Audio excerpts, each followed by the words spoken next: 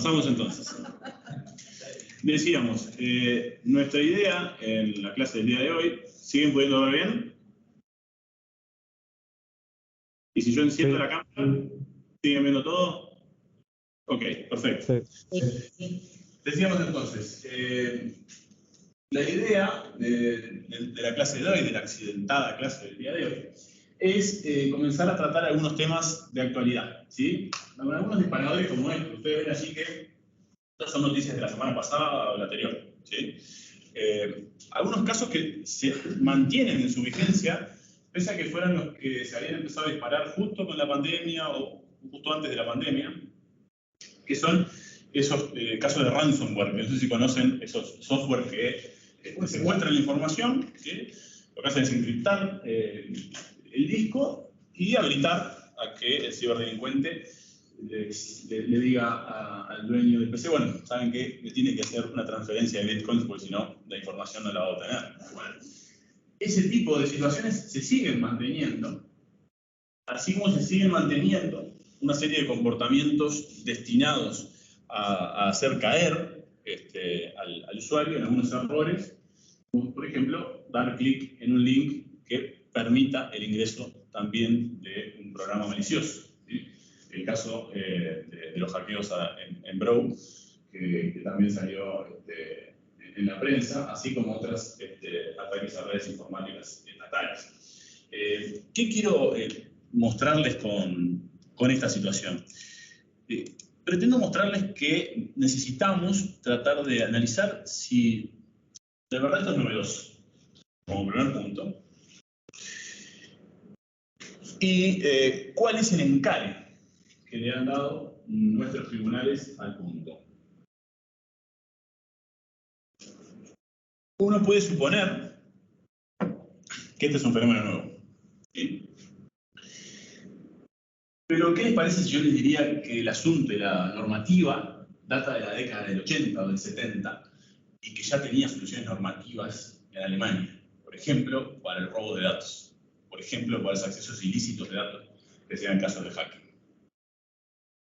¿Qué me dicen ustedes si la famosa Convención de Cibercriminalidad de Budapest, que tanto les vendí como documento de referencia, yo les digo que es del año 2001? Y que eso implica que muchas de las tecnologías que disfrutamos hoy en día, ni las valoró, no las consideró, no las solucionó, digamos. Eso nos provoca una serie de disparadores. Por ejemplo, esta situación de que es un enorme cambio cultural, ha sido un enorme cambio cultural en unas pocas décadas, que incluso varios de nosotros hemos podido atestiguar, como no podía ocurrir quizás con cambios tan bruscos a lo largo de la historia. Como ocurrió, por ejemplo, como quedó para Rangmanan allí con la Edad de Bronce. Acá una evolución de 2 siglos casi en la ciencia penal, resulta que fue cuestionada en, no sé, un asunto de 20 años, 10 años, y como nos dice Bacigalupo, resulta que toda la dogmática sobre falsificaciones, por ejemplo, la tenemos que reconsiderar. ¿A partir de qué? Bueno, de estos nuevos procederes y de estas nuevas formas, por lo menos, por lo pronto, de presentar la documentación. Estos nuevos soportes digitales han cambiado la concepción al respecto. En Uruguay, obviamente nosotros tenemos, ya seguramente saben ustedes, la ley 18.600, que establece la asimilación de ese documento digital al documento físico y por lo tanto hace aplicables todas las figuras de los 3.6 y siguientes a las falsificaciones de documentos electrónicos. Pero no se va a quedar por allí la cosa y ya vamos a ver que necesitamos identificar, por lo menos la doctrina identifica, que son 2 intereses primordiales del ciberdelincuente. Por un lado, el dinero, por otro lado, la información. Es decir, son sus grandes objetivos a cumplir. Y es así entonces que van a tratar de desarrollarse las estrategias a nivel delictivo para obtener uno u otro de estos 2 bienes. La información incluso, vamos a ver que como consecuencia de esta fenomenología, es en algunas jurisdicciones tratada como un nuevo bien jurídico. Es decir, se dispone dentro del Código Penal un nuevo título en el que se pretenden allí establecer las figuras típicas que protegen a la información como bien. ¿No se puede poner, por ejemplo, el secuestro similar como un secuestro de la tipificación del Código Penal? Por supuesto, existe toda esa problemática de ver si nos alcanzan los tipos actuales y si es legítima una interpretación extensiva. ¿Bien? A priori, yo les diría que en muchos casos sí. Sin embargo, nosotros tenemos algunas problemáticas básicas de la formulación propia de precepto. El ejemplo claro es el daño. Nosotros, por ejemplo, el delito de daño lo tenemos configurado a los efectos de castigar una conducta que recae sobre una cosa mueble. ¿Bien? Estos bienes que son los datos, que son inmateriales, no podríamos ingresarlos en esa consideración, por lo tanto no podríamos aplicar ese tipo, salvo que dijéramos que en definitiva la afectación de esos datos configuren una inutilización absoluta del PC en cuanto a su realidad física o hardware. Cual es bastante tirado de los pelos, demasiado, les diría. En consecuencia, ahí no es tan legítima la aplicación de una interpretación extensiva. Sí, en otros casos. La naturaleza del bien, la naturaleza, que hay bienes muebles e inmuebles o bienes de naturaleza mueble, y ahí entran, no sé, créditos o derechos y no sé qué. Claro, hay hipótesis en las que sí nos resulta suficiente, otras en las que no, otras en las que la propia realidad tecnológica nos está haciendo debatir entre una cosa y la otra porque no sabemos todavía cómo conceptuar. La situación del metaverso es una de ellas. Una violación de mi avatar sufrida, una conjunción carnal sufrida por mi avatar en el metaverso, ¿es una violación o no es una violación? Es una violación en los términos del 272 del Código Penal. Bueno, hasta que no haya una coincidencia sensorial entre el avatar y mi realidad, no es posible eso. Ahora, la proyección es que sí la va a haber. En consecuencia, ahí podríamos llegar a decir, quizás podemos imputar en aquel escenario. Y hay otras situaciones que ya ocurren hoy y que ya podemos resolver, o deberíamos resolver hoy. Por ejemplo, los daños cometidos por inteligencias artificiales. Es decir, hay autos autónomos que ya pueden estar tomando decisiones propias en función de aprendizajes que han realizado, no por información introducida por el creador, sino de manera independiente. O sea, cuando hay una inteligencia artificial autónoma, podríamos estar imputando responsabilidad. ¿Qué responsabilidad? ¿Qué pena? ¿Cuál es el sufrimiento que va a recaer sobre esa persona artificial? Bueno, pareciera ser que ninguno. ¿A quién imputamos responsabilidad entonces? ¿Puede ser el desarrollador? Podría ser el desarrollador. Podría haber una responsabilidad de fabricante. Podría haber alguna especie de complicidad, dependiendo de si yo en realidad todavía le ingresé información o instrucciones, o se les ingresé parcialmente. Por ejemplo, hay un caso de un contrato inteligente que era un mixer de Tornado Cash. Estados Unidos, al desarrollador de ese contrato inteligente lo puso preso. O sea, está preso hoy en día, pero se cuestiona, verdaderamente es el responsable, hizo el contrato, lo desarrolló, lo dejó ahí, después el uso que se le dio, escapa de él. ¿Hasta qué punto? Bueno, ¿escapa o no escapa? Eso tendríamos que ver las circunstancias del caso. No lo conozco, pero podríamos llegar a considerar una especie de complicidad o autoría inmediata. Es decir, las posibilidades teóricamente están. Y el sistema actual podría llegar a aplicarse en ese sentido, ¿no? Lo mismo con algún otro software que tengamos, qué sé yo, para que nos calcule la liquidación, a ver qué pagamos de impuestos o qué tanto no. Si yo algún día le pongo alguna trampita y empiezo a aprender de esas trampitas y resulta que después me arma un defalco y una defraudación tremenda, ¿quién es el responsable? Bueno, estoy yo detrás.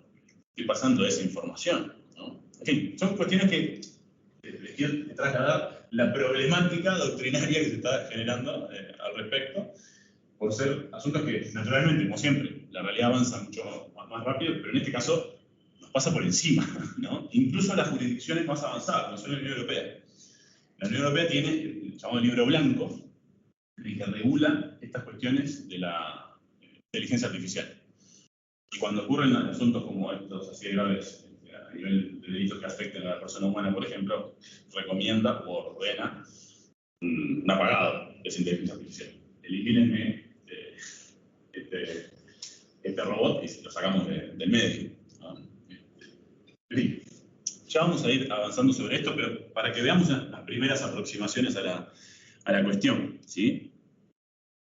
Yo ahí ponía otro tipo de disparadores por si no funcionaban estos primeros, como por ejemplo, quien no ha recibido el mensaje famoso de que se ha ganado la lotería o de que le están donando la gran herencia de la familia no sé cuánto de África, ¿no? La estafa del nigeriano, famosas esas, ¿no?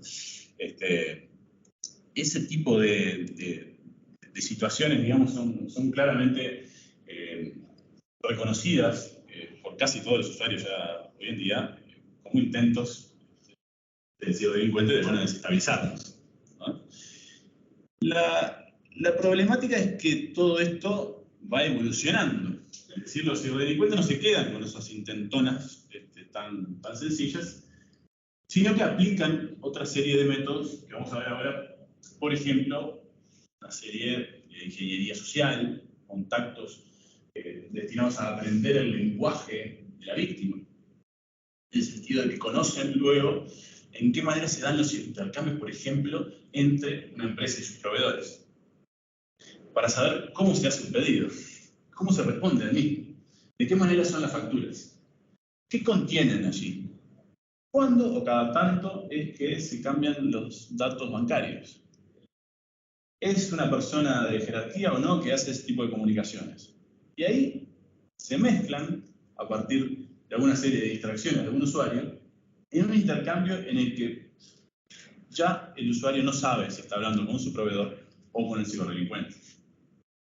¿Y de qué manera? Bueno, de maneras tan sencillas como, por ejemplo, cambiar ciertas letras y que el correo electrónico capaz que no es un m arroba lo que sea, sino que es un rn arroba lo que sea. Y esto es percibido casi como lo mismo en el día a día, en el apuro y en la locura que hay que sacar el pedido. Sí, a veces pasa que se dan cuenta cuando depositan, por ejemplo, dicen, bueno, me hackearon, me pusieron tal número de cuenta, es otro que no era el de siempre, dicen, ¿te deposité, te llegó? No, no llegó. No, y ahí salta con lo que... Exactamente. Y ahí llegan a esto. Ahí llegan a esto. Dicen, no, pero ¿sabes qué es? Es una RN. No me digas, no me di cuenta de eso, tú todavía te cuento. No porque está en el... Vamos corriendo a denunciar. Si llegaste a tiempo, quizás Interpol colabora con esto e impide que ese dinero llegue a destino. Te salva de que el banco asiático te pele toda la plata que depositaste creyendo que era tu proveedor. Ese es el mejor de los casos. Hemos tenido algunos de esos. También hemos tenido los otros. El que llegas tarde y no hay tu día. Para este tipo de situaciones, y en virtud de la volatilidad de los datos, es que se recomienda una disponibilidad permanente de la información. Esta red de colaboración que les comentaba 24/7, propuesta por Budapest, utilizada por Interpol en varias jurisdicciones, es la que termina salvando muchas veces las investigaciones al respecto, ¿no? Bien, pero seguimos un poco con los titulares en los que queríamos arrancar. Yo les decía, esto para ustedes es un fenómeno nuevo, es viejo. Bueno, fíjense que nosotros tenemos ahí una legislación del año 86, en Alemania ya considerando el punto. Teníamos la normativa europea del año 2001, y allí yo les empiezo a citar también un antecedente, pero latinoamericano en este caso, ¿sí? Fíjense, Chile fue el primero en tipificar el daño informático ya por el año 93. Y Argentina reconoció esta problemática, ratificó Budapest y estableció la ley de delitos informáticos en el año 2008. Brasil no ratificó, pero estableció, por ejemplo, una serie de tipos penales, por ejemplo, de intrusión ilícita allá en el año 2012. ¿Nosotros qué hicimos? Tuvimos una serie de proyectos de ley, 5 proyectos de ley, que ninguno fue aprobado. Recién en el año 2016 no ratificamos Budapest. Desde el 2001 que no hemos ratificado. No lo firmamos, no lo ratificamos, no lo consideramos. Tampoco estamos en negociación. Como fuente de inspiración, sí, pero... Tampoco como fuente de inspiración, ¿no? Recién en un proyecto del año 2016 es que Budapest figura como referencia y fuente. En los proyectos anteriores no estaba. En este proyecto 2021 es fuente directa. Claro, sí. Fue como era. Pero nos estamos enterando tarde de todo esto, ¿no? Muy tarde. Sin embargo, nos habíamos enterado ya hace mucho tiempo del asunto. Porque en foros internacionales nosotros habíamos reconocido que esto era un problema, ¿sí? Y habíamos considerado la evolución legislativa, manifestando, por ejemplo, en una serie de conferencias internacionales, por ejemplo, la conferencia de ministerios públicos, que era necesario legislar. ¿Por qué? Porque todos los fiscales nos lo venían diciendo en el resto de las jurisdicciones. ¿Qué nos venían diciendo? Tenía que haber habido varias oleadas de legislación sobre delitos informáticos. ¿Cómo oleadas? Sí, oleadas. Fíjate que en el año 70 comenzó toda la regulación en materia de privacidad, lo cual decantó en la normativa alemana que decíamos. Desde el año 80, la regulación de delitos económicos. En el año 90, reformas procesales y otro tanto en materia de propiedad intelectual. Yo les diría que únicamente este es el punto en el que Uruguay se ocupó. A partir de la ley 70.616, Uruguay reformó la ley de derechos de autor, la ley 9.739, estableciendo tipos penales recomendados por convenciones internacionales. En ese sentido, ayornó, por ejemplo, la reproducción ilícita de obras literarias y artísticas. Otro tanto hizo en función de lo que es la protección de la minoridad, en particular respecto de la pornografía infantil. Pero como verán, se trata de intentos aislados y no de regulaciones sistemáticas de la cuestión de la cibercriminalidad. Cuestión de la cibercriminalidad que presenta una última oleada, según aporta Ricard, relativa al terrorismo. Es decir, a partir del atentado de las Torres Gemelas, se genera una corriente que termina por dilucidar el asunto como un acto de terrorismo, ¿sí? En definitiva, entonces, nosotros tenemos una influencia clara de este fenómeno que podemos reconocer y que tenemos que pasar por una serie de tamillas, ¿sí? Una serie de conceptuaciones. Nosotros inicialmente, cuando empezamos a investigar este asunto, nosotros me refiero a mí mismo, hablando en primera persona del plural, estábamos, recuerdo, en la década, sí, pongámosle de 2000, analizando acá en el local únicamente problemas de software. Es decir, las únicas causas que había eran las que generaban las grandes empresas de software que venían acá preocupadas porque quizás alguna academia estaba reproduciendo el programa de computador, lo copiaban en un disquete para que se lo llevaran los alumnos de manera ilícita.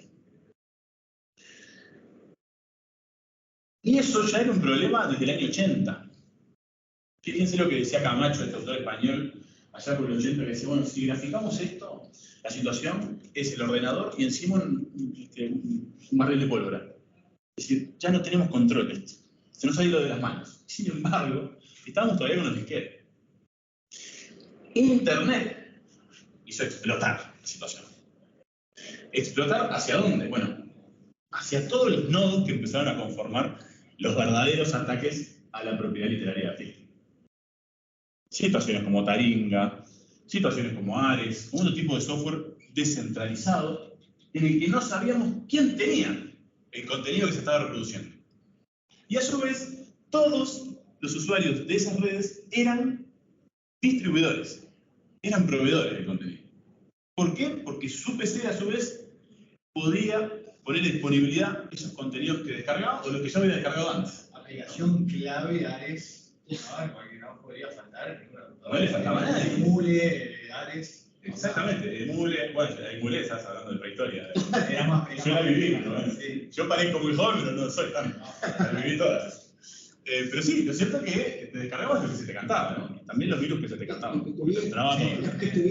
Y los que tuvieras, exactamente. Pero claro, ahí nosotros tenemos que empezar a bajar un poco la cuestión a una calificación, porque de lo contrario tenemos una madeja de comportamiento que no logramos sistematizar. ¿Sí? Este tipo de comportamientos han sido asimilados a la delincuencia penal económica y tienen rasgos similares a los que tiene la delincuencia organizada. La delincuencia cuello blanco. ¿No? Por eso es que les traigo estas conceptuaciones de Nieto Martín y Ventura, porque ¿cuál es la principal problemática acá? La principal problemática es que desde el punto de vista material, la objetividad jurídica afectada es múltiple. Acá cuando hablemos de Budapest vamos a encontrar la protección contra la pornografía infantil, la protección de la privacidad de datos, la protección de los derechos de autor, ¿sí? Esto tiene ramificaciones múltiples por múltiples lugares. Conductas, por ejemplo, como el ciberbullying, terminan afectando el bien jurídico que nada tiene que ver con eso.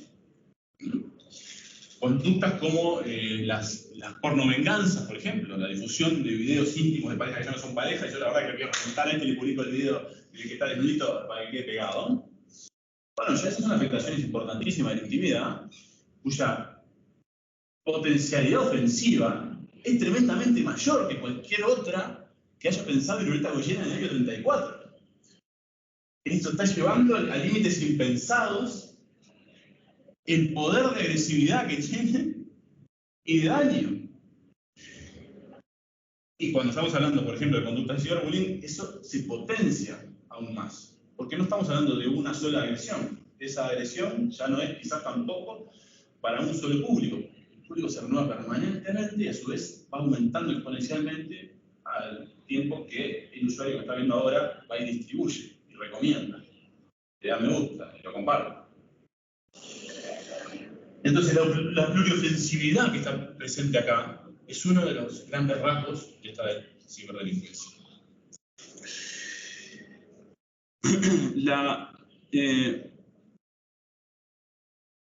La legalidad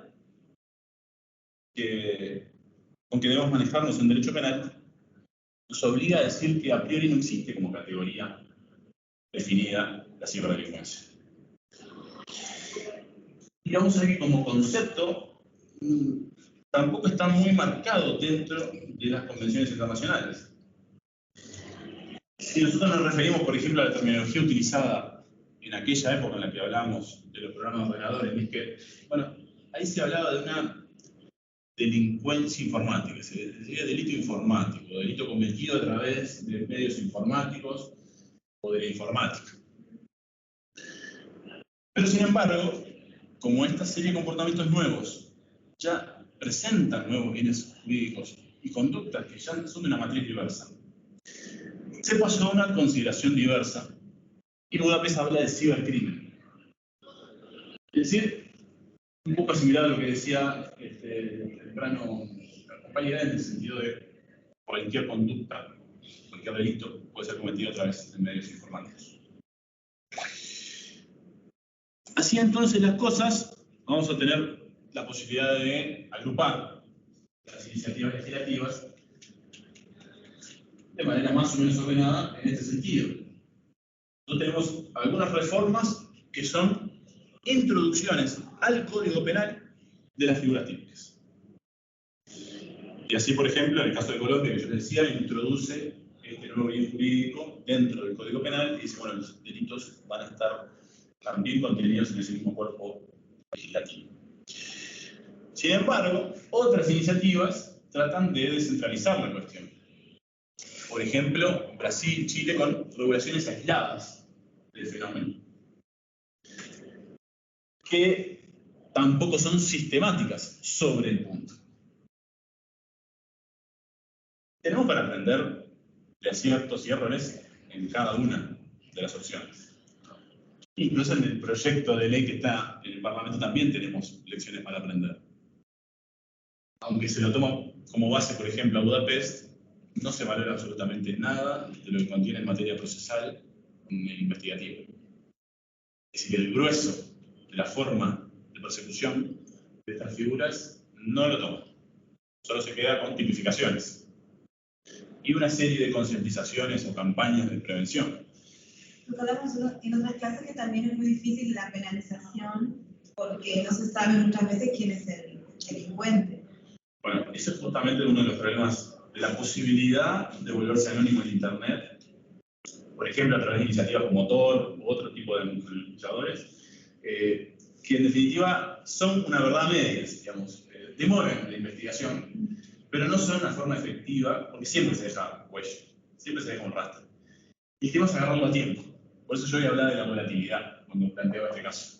Necesitamos agarrar las cosas en el momento, ¿sí?, justo. Y hay ocasiones en las que, vamos a ser sinceros, la víctima no quiere denunciarlo. Hay mucha cifra negra de criminalidad en esta delincuencia. Porque la gran mayoría de esta delincuencia en la que la víctima es una empresa, ¿qué ocurre con esa empresa? Pero no queda mi nombre que involucrado como que soy una especie de blanco fácil. Fíjate, ¿no? Si aparte mi giro es este, ¿cómo voy a estar? Yo no podría denunciar. Vaya y denuncie, si en la próxima no lo podemos perseguir tan rápido. Vamos de vuelta a quedar por el camino. ¿Sabe qué? No, prefiero que la vez no. Las empresas no van a cambiar esa opinión. ¿Ah? Otro tema también. La víctima, yo te digo para ahora, la víctima que no es una empresa. Y que resulta que el amante o la amante de la pareja le mandaba una cantidad de videos en su propio correo electrónico, después los eliminaba, después desde su propio correo electrónico mandaba correos a familiares y amigos, y después también los eliminaba. Esa interceptación de correspondencia, claro, no está pudiendo usar su correo electrónico. Nos alcanza el 296. Tenemos el delito perfectamente programado y redactado, un precepto que se aplica, no hay necesidad de interpretación extensiva, o un poquito, aplicamos interpretación es legítimo, ¿cómo no? Parece que estamos de acuerdo, hagamos la denuncia, sí, venga por acá. ¿Sabe qué? No, me arrepiento. La de veces que me ha pasado eso. No soporto la vergüenza de... No. Esta exposición me la quiero. Entonces, la cifra negra de criminalidad es enorme. Y si pasamos esto a otro tipo de victimizaciones, como pueden ser los casos de bullying que involucran a menores, eso a su vez aumenta de manera exponencial. ¿Sí? Y acá en Uruguay hemos tenido una serie de iniciativas legislativas, por ejemplo, la tipificación del grooming, que vamos a ver más adelante, es entablar contactos con menores de edad con finalidades sexuales, fue tipificado acá. Es decir que, vamos, todos palos para la jurisdicción uruguaya no son, ¿sí? Hemos hecho algún esfuerzo, alguna iniciativa tenemos. Pero lo importante sería sistematizar aquello.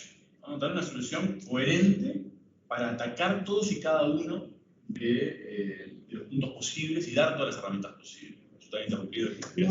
Otro problema también que se da es con la evidencia digital, ¿no? Porque, por ejemplo, no puedes tener al delincuente, la persona, la puedes tener detenida, pero después, ¿qué pasa cuando vas a juicio? Y a veces se te cae, ¿no? Como pasa en Europa ahora, que, por ejemplo, te ingresa, evitan el delito, te detiene, pero cuando vas a juicio, no, bueno, pero pará, vos acá me trajiste todo en el celular, porque me diste todo. O sea, y ahí en Italia pasó que cayó una sentencia de la casación por el tema que hackearon, por ejemplo, un celular, extrajeron todo, pero no le dieron a la defensa todo, le dieron solamente lo que le servía a la policía. Y no te vayas muy lejos, Operación Océano. ¿Qué me entiendes? pero aparte de eso... Metámonos, porque ese es el problema que tenemos. O sea, no se cuida adecuadamente la cadena de custodia de la evidencia. Y eso perjudica, como sabemos todos, fruta o del árbol envenenado ya no nos va a servir como evidencia, se nos cae la causa. Eso es otro de los problemas que vamos a encarar en este curso. ¿Sí? Y les voy a mostrar una serie de software y hardware recomendado por los especialistas forenses, precisamente los efectos de conservar esa escena del crimen digital. Y de que el trabajo del perito no sea un perjudicar la evidencia. Que haya una forma en la que todo el trabajo que realiza el perito quede registrado y pueda ser controlado por terceros. De manera de presentar la exposición de evidencia que puede ser verificada por las partes y que se mantenga inalterada. Cosa difícil, costosa. Evidentemente tenemos también algunos asuntos económicos involucrados. Pero podemos hacerlo bien. La cuestión técnica está resuelta ya. ¿Sí? Hay directrices y recomendaciones que vamos a estudiar que nos dicen cómo es que tendríamos que cuidar esa evidencia digital. Y otro problema también que se da, por ejemplo, bueno, con Pegasus, que es lo que se utiliza, por ejemplo, es el programa que hoy en día se utiliza éticamente como para poder, en cierta manera, hacer espionaje, o sea, hackeo ético. Sí, el nuevo Guardián. Ahí va. Pero el tema es, por ejemplo, yo no te digo cómo te entrega a tu celular y cómo descubrí eso. ¿Es válido o no? ¿Es ilícito o no? ¿Hasta qué punto llega de decir, bueno, yo te doy lo que saqué de tu celular, pero no te digo cómo entré, porque si te digo cómo entré, después te vas a... Exactamente. Se da toda esa... Hoy en día se... Exactamente. Sí, eso está más que cuestionado. De hecho, el Guardián estaba más que cuestionado a nivel internacional, ¿no? Pero ya está en desuso. Pero está en curso. ¿Sí? No, pero digo, está en desuso. No, acá en Uruguay es como que se usa, a nivel mundial ya no... Sí. Yo diría que me he sorprendido de la disponibilidad de información que hay en Interpol cuando uno va. Por suerte, en estos casos que he ido, voy siempre como abogado denunciante, ¿no? Pero hay un abanico de cosas que están ahí a la mano. Y dice, la gente puede saber demasiado sobre uno con un clic de 3 contactos. Y si ellos lo suman a su vez al trabajo de inteligencia que hacen, que lo hacen muy bien, diría que en cuestión de 10 minutos ya te arman cuáles son todas las conexiones y saben a quién ir a preguntar. O sea que a esta realidad negativa del legislativo, te diría que la investigación estamos bien.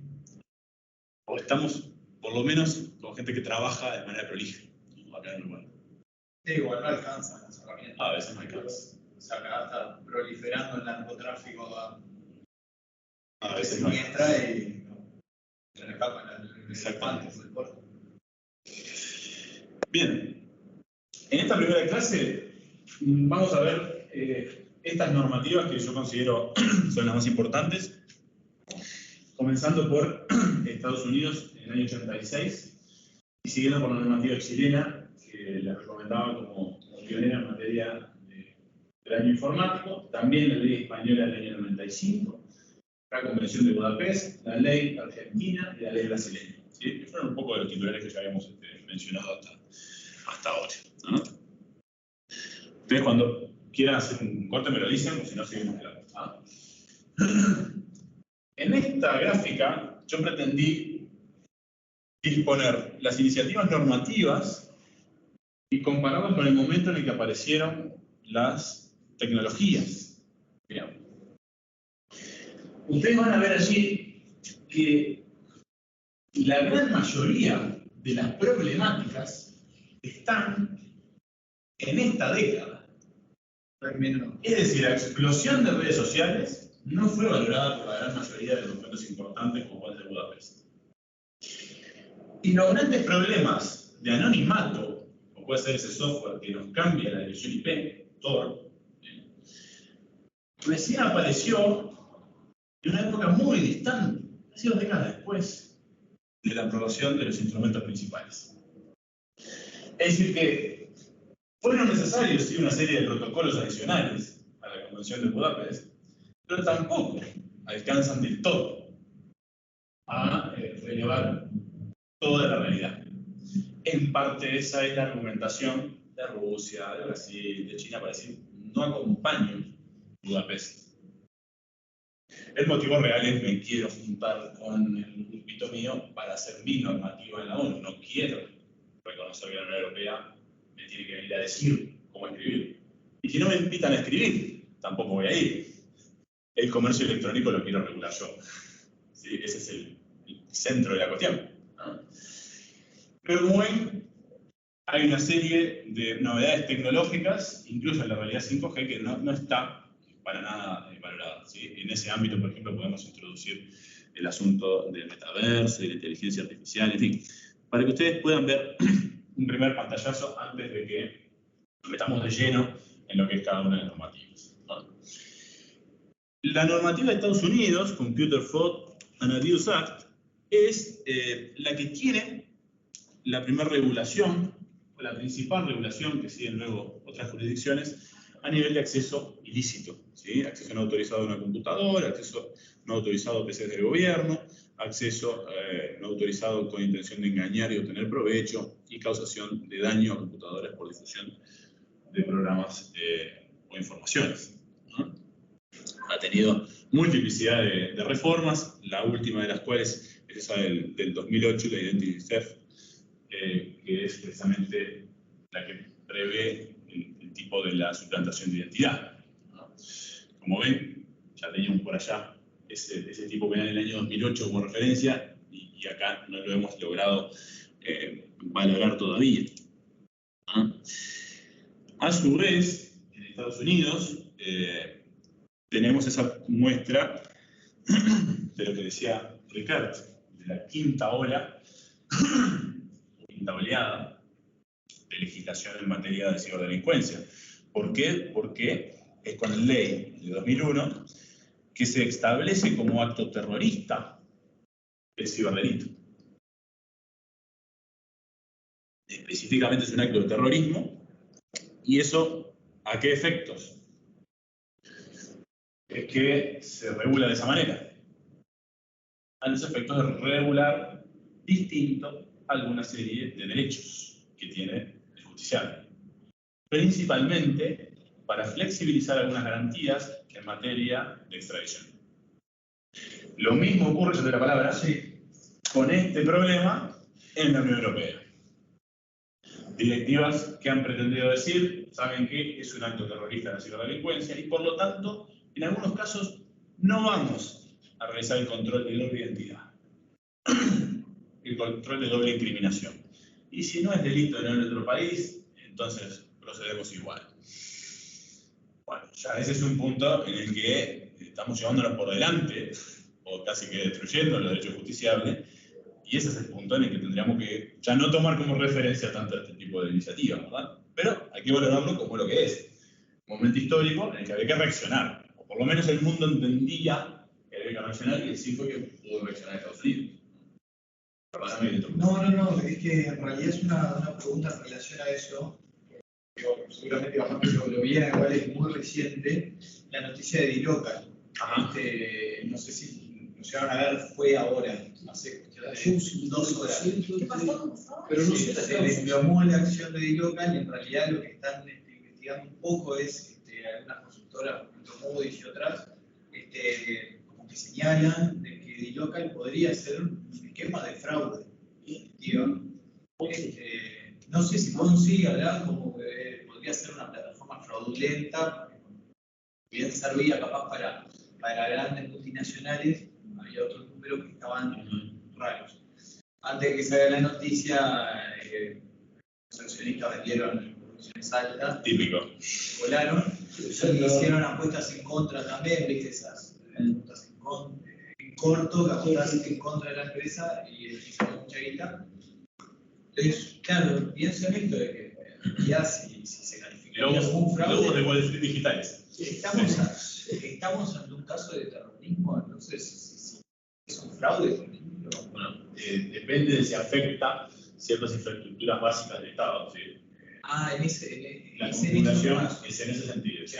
Y el concepto de terrorismo se mantiene, digamos, a nivel global con la definición que ya tiene, por ejemplo, afectando víctimas civiles, inocentes, en fin. Para afectar la economía. Por un puesto. Claro, por eso habría que ver cuál es la situación de ese caso. Quizás puede llegar a ser aplicable. Está todo muy pañales, yo la tiré acá porque en realidad yo leí el lo vi recién en El País y en otros juegos. Sí, salió una ley, no, estaba. Esa insignia. Esa figura que dijiste en Estados Unidos es el DIC. Eso de si vos sabés y información privilegiada. Sí. Exacto. Y además esto es como un aditivo más a todo el tema del fraude. Exactamente. Bien. ¿Hola? Sí. Perdón, yo no sé qué le pasa a los demás, pero cuando hablan ahí los alumnos que están en aula, se superponen las voces y no se entiende lo que pregunta uno y el otro, o interviene uno y el otro. Además, encima se nos corta un poco, entonces... Bien, les pido disculpas. En todo caso, lo que podemos hacer es pedirles a ellos que imposten la voz, ¿no es cierto? Que traten de traer la voz del locutor. No, lo que pasa es que el aula es un poco grande y somos pocos, y entonces quizás se extiende demasiado y no se escucha. ¿Al docente lo escuchan o pido que venga otro?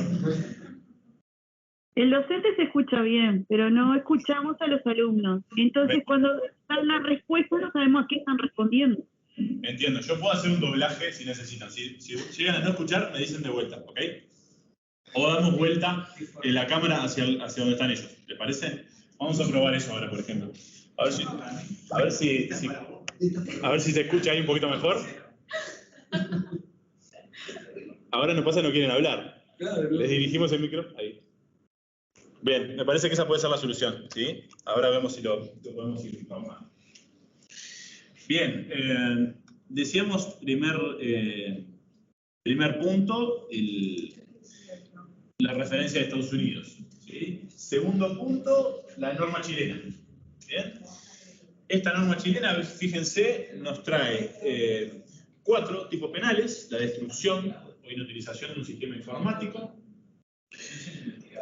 la interceptación o acceso al sistema, el daño o destrucción de datos contenidos en un sistema o la revelación de datos dentro de un sistema informático. Año 1993. ¿Bien? También, dentro de una ley posterior, ya del año 2005, regula toda una serie de conductas que refieren a tarjetas de crédito, por ejemplo, el robo, hurto o extravío de las mismas. ¿Sí? De manera que el aporte principal que nos trae como referencia es la regulación temprana de este daño y destrucción del sistema informático. La regulación española del año 95 es también importante. Van a ver ustedes así el comportamiento del robo de correo electrónico.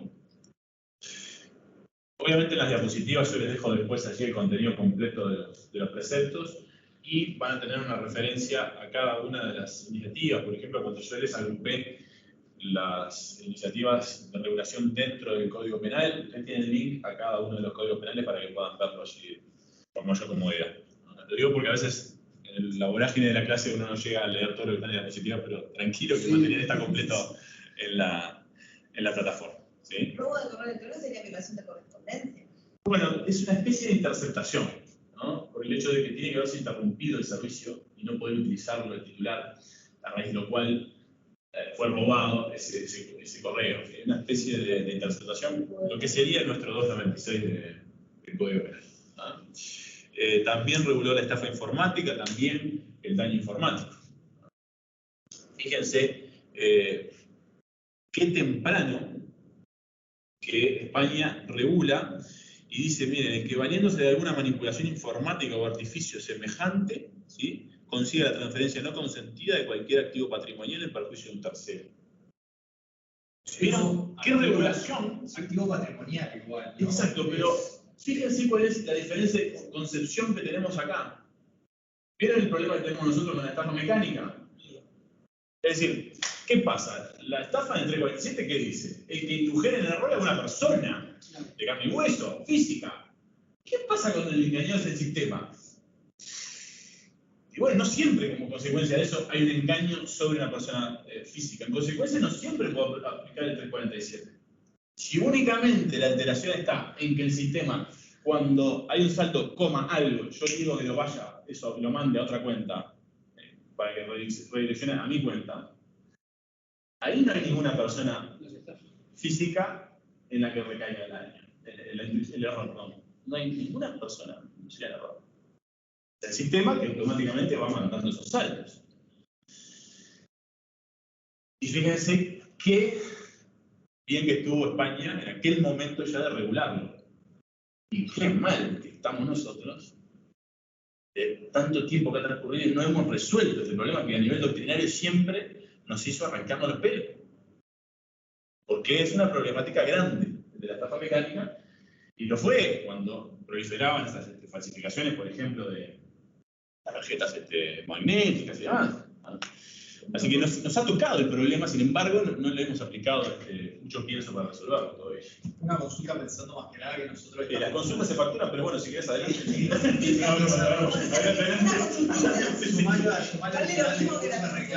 Esos memes son buenísimos, ¿no? La consultita sale, no, una cosita de lado y no... Es el minutito. Perdón que es domingo, pero... Exacto. Bueno, ya está, pasó el momento de chiste. Que nosotros también estamos en el desarrollo de esto. El tema de que hable ahí, por ejemplo, en el delito de estafa informática de cualquier activo, cuando habla de activo patrimonial. Nos podríamos enfrentar a algún problema, por ejemplo, en el caso de robo de datos, cuando en realidad no, capaz que no tienen un valor sustancial, ¿no? ¿Cómo medirlo, no? Sí, por supuesto. Ese lado. Esta aplicación ten en cuenta que es en un momento en el que todavía no he explotado el asunto de protección de datos. Hoy en día sí, seguramente tenga ese tipo de proyecciones. Y seguramente no. España, de hecho, ha acogido toda la normativa de protección de datos a nivel europeo, que es el mismo nivel de intensidad grande de regulación que tenemos acá. ¿Sí? O sea que por nosotros todo conocido ya esa problemática, pero sí tiene proyección en ese sentido, claro que lo tiene. ¿Sí?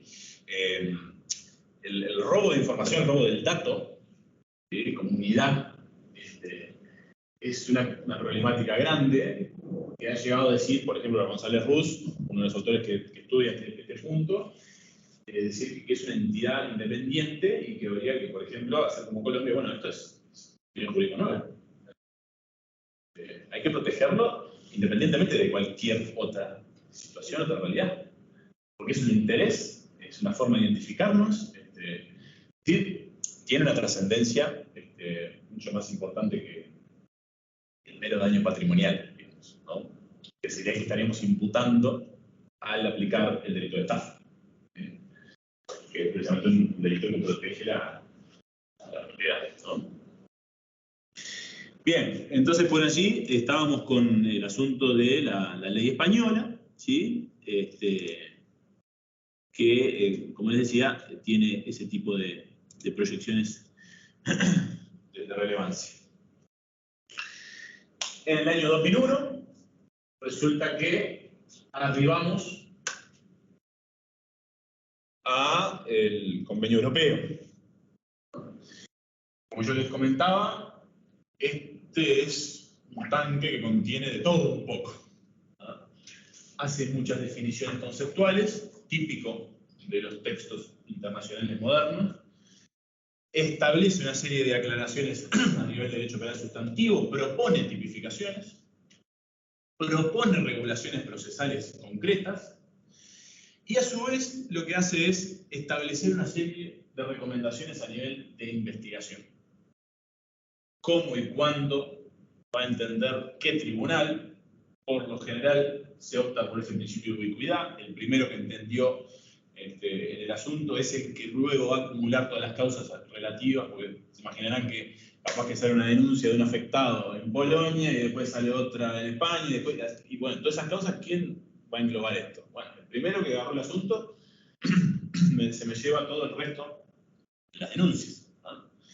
Pero bueno, en definitiva ustedes van a ver lo amplio de este cuerpo normativo. Ven allí alguna serie también de excepciones al régimen penal tradicional, por ejemplo, la propuesta de responsabilizar penalmente a las personas jurídicas, con todo lo problemático que ello resulta en materia de la imposibilidad de acción, de culpabilidad, que seguramente ya han estudiado en algunas otras materias, pero lo vamos a tratar acá.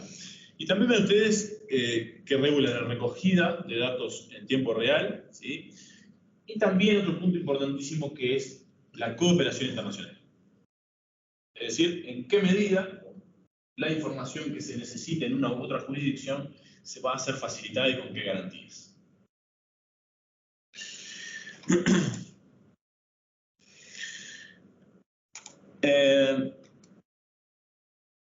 Aquí tenemos alguna serie de decisiones del Consejo que son complementarias y que pueden resultar interesantes, por eso se las dejo allí en las diapositivas. Pero fíjense ustedes que no es clara, digamos, la forma de regulación, pese a que hay una definición previa realizada por la Convención de Budapest, ¿no? Nosotros tenemos alguna serie de regulaciones que pueden llegar a ser muy similares. Por ejemplo, en dos países culturalmente parecidos, como pueden ser Portugal y Brasil. Fíjense la regulación de la ley de 2009 en Portugal, que tipifica el acceso ilícito, ¿sí? Sin embargo, lo que hace Brasil, y obviamente no tiene ratificado Budapest, es establecer exigencias complementarias. Por ejemplo, algunos requisitos subjetivos como finalidades de lucro o de causar daño, además de la mera intrusión. Eso como para que tengamos en cuenta que si bien las recomendaciones pueden llegar a ser claras, desde el punto de vista pueden presentarse múltiples diferencias. Así como diferencias a nivel de la ratificación.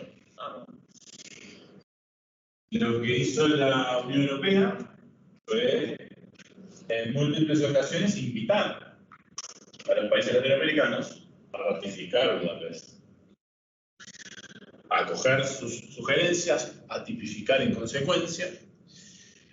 Pero sin embargo, en el Mercosur, por ejemplo, ocurre que es muy disímil la reacción de una u otra jurisdicción. Como decíamos, Brasil no ha querido ratificar. Paraguay ratificó recién en el 2018.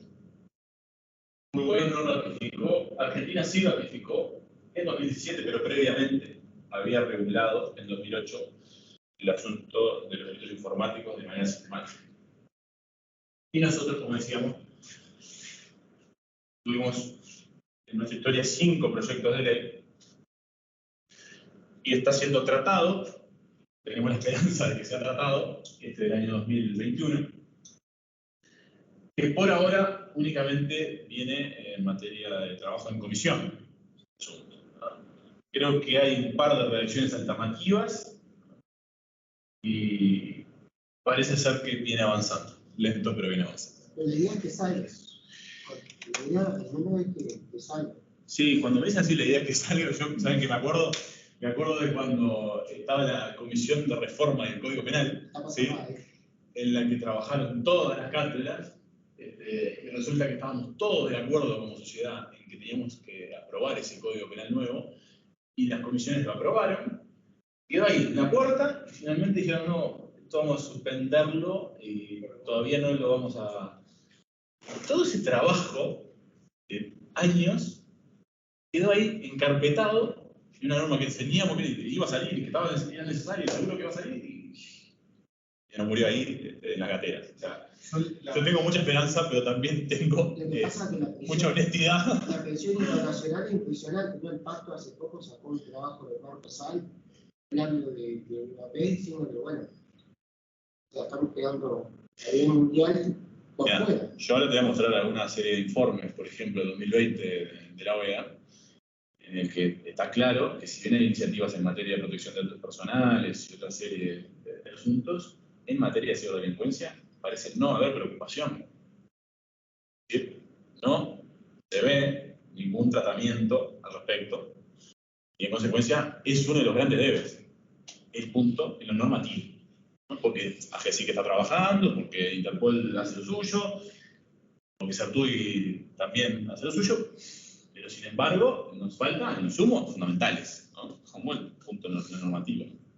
A tu opinión, ¿cuál pensás que es el motivo de que hemos llevado a esta implementación normativa? Porque en definitiva sabemos que existe, sabemos que hay fuente, podemos hacerlo, y por qué no lo hemos hecho. Yo diría que hay uno primero y principal, que es nuestra idiosincrasia. Creo que hay una desidia grande. ¿Sí? Pero el más grande pienso que es un tema político. ¿No? Es decir, es la carencia de una política criminal importante. Esto no solamente ocurre en materia de ciberdelincuencia. Esto lo viene diciendo todos los días a los alumnos de grado. Pareciera un poco azarosa la manera en la que legislamos penalmente. Un día resulta que es delito estacionar en el lugar para discapacitado, al otro día nos dimos cuenta que es una locura y tenemos que sacar eso, eliminar el delito ese y lo eliminamos. Y en un momento sale la idea de que hay que tipificar la reventa de entrada y la tipificamos. Pero, ¿de dónde sale eso? ¿Por qué vamos a establecer una pena o ese quantum de pena para ese tipo de comportamientos? Nadie lo sabe. ¿Por qué no sustentamos en las propuestas de punición? Yo les diría ya un estudio criminológico serio, por lo menos uno sociológico, una averiguación sobre cuál es la victimización, sobre quiénes recaen estas conductas en nuestra jurisdicción. Tampoco lo hacemos eso.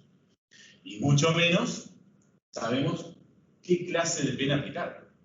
Muchos de estos comportamientos podrían llegar a ser imputados penas pecuniarias, quizás. Sin embargo, aparecen penas monstruosas de no sé cuántos meses. A eso me refiero yo con que el motivo de fondo es una carencia de política criminal seria. No hay una definición. ¿Cuál es la definición? Como les digo, política. Viene este gobierno y dice, lo que pasa es que yo tengo que orientarme para acá. El gobierno de otro color y dice, lo que pasa es que yo tengo que orientarme para allá. Y el que es un poco que viene del centro dice, lo que pasa es que me quiero amigar con los dos y dice, vamos para allá. Bueno, pero en el camino estamos todos así y supuestamente tendríamos que estar recontra tranquilos porque hace 2 siglos que nos definimos con que el derecho penal nuclear son conductas engañosas y violentas. Y no salimos de ahí. Sin embargo, sí salimos de ahí permanentemente. Y legislamos cosas que el común de los ciudadanos no sabe legislar. Hay muchos comportamientos de esta delincuencia que sí son derecho penal nuclear. Fraude informático lo es propiamente. ¿Por qué no está legislado? La suplantación del diálogo lo es claramente. ¿Por qué no está legislado? Esos son típicos ejemplos de carencia de una sistematización. No hay una política definida. Ese yo creo que es el motivo de fondo. ¿Y puede haber algún vínculo con... Siempre hay algún interés económico en todo esto? Capaz que no es que estoy fuera totalmente del concepto, pero...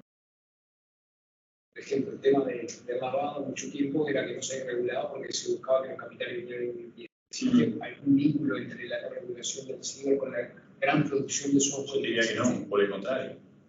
Mejor de hecho, hace poco, un par de años, el año pasado, Google dijo, voy a poner este cable submarino por acá, y me gusta Uruguay, o sea que van a tener la mejor conectividad de ustedes porque quiero que pase por acá. ¿Saben lo que va a pedir Google? Dame toda la regulación posible. Sin embargo, seguimos así, a ciegas. O sea que no encuentra demasiado sentido. Me encantaría decirte, sí, las razones, fondo geopolítico, no, lamentablemente no, porque encima te diría que muchos de los proyectos anteriores eran mejores que tenemos ahora. Sin embargo, vamos a tener una ciudad tecnológica, no en colonia, y no tenemos reacción en caso de que pase algo, ¿no? Sí, y sin embargo, los gobiernos de todos los colores siempre se jactan de decir lo que pasa es que tenemos un mejor régimen jurídico, la estabilidad, la seguridad, la certeza. ¿Saben qué? En este punto tenemos que reconocer que no, que estamos defeccionando hace años. Aquí yo les dejo un cuadro para que puedan ver qué países ratificaron Budapest y cuáles jurisdicciones no. Y con el tema del SER sí. Cuando logran captar un ataque o algo, ¿qué ha ganado? en cierta manera, no, o sea, queda la nada el llegar a ver quién efectivamente lo... No necesariamente eso, no. ¿No? Sí, por supuesto. Es que en el caso de que encuentren las evidencias, eso pasa a fiscalía. Pero digo, ¿se ha llegado a tener una condena de una persona identificada en otro país? ¿De otro país dices? Sí, por ejemplo, de otro país no conozco, no. Un hacker ruso que atacó otro sistema. ¿Se no, ha llegado a...? De otro país no conozco, no. Lo que sí puedo conocer de acá. Sí, acá pasa con los de FinPatí que el los capta y lleva. Exactamente. Pero y ahí hacen toda la investigación. Ahí llegamos a otro punto más, que es el hecho de que esta falta de regulación adecuada termina por generar una selectividad negativa. Es decir, no voy a agarrar al jefe de la organización, sino que voy a agarrar a un pobre diablo que tiene una cantidad de gigas en su computadora, pero que no es el que hace el mayor daño. O quizás ni siquiera es el que produjo ese material. Es un pobre enfermo consumidor, pero no logramos cortar más que un bracito de toda esa cadena. Porque nos faltan herramientas de cooperación internacional. También naufragan muchas denuncias por ese problema. Porque muchas veces, si queremos pedirle a Google una información del correo electrónico que acaban de interceptar, va a decir no, o ni, en el mejor de los casos, y cuando nos contesta. Porque a veces ni nos contesta. Y te quedas ahí con la denuncia y dices, pero necesito esta prueba. Y no va a avanzar. Muchas veces tenés una difusión de un contenido a través de un servidor que sobreescribe muy pronto. Entonces, algunos servidores locales sobreescriben quizás al mes, a los 2 meses, a los 90 días no tenés nada.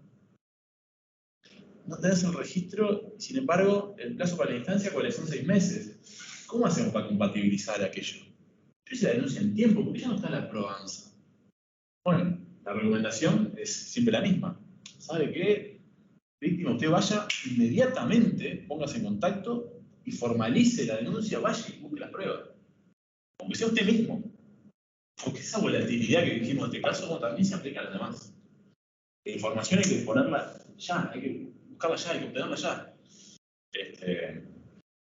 En fin, estas son lecciones que nos deja, por ejemplo, jurisdicciones como Argentina.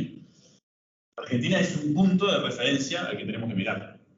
Argentina ya tiene investigación criminal a través de inteligencia artificial. Argentina ya tiene cámaras dispuestas en todos los puestos de control con identificaciones biométricas completas. Eso es una agilidad de la investigación importante. Es algo bastante sensible también. Es algo muy sensible, pero que si se hace bien, es la mejor herramienta. Y así están trabajando de manera, te diría, prolija. Al menos así lo venden. Es cuestionable igual, ¿no? Al menos así lo venden. Bueno, pero para ahora, para el asesinato de Cristina Kirchner, o no sé qué, estaban con ese tipo de cosas, que había seguido a la persona desde que estaba en un lugar hasta que llegó hasta ahí. Sí.